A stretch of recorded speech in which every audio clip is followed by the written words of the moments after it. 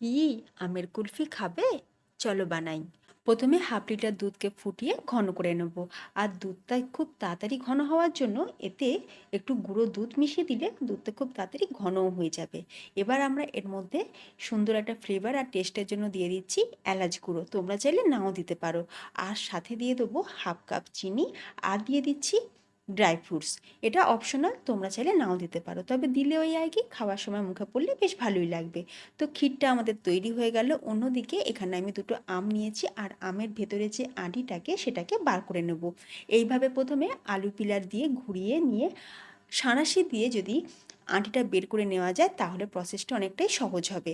এবার আমরা সেই আমের মধ্যে মালাইটাকে প্রথমে দিয়ে দিলাম, দিয়ে আমের মুখটাকে বন্ধ করে দিয়ে এটাকে ফ্রিজারে রেখে দেবো 7 থেকে 8 ঘন্টা।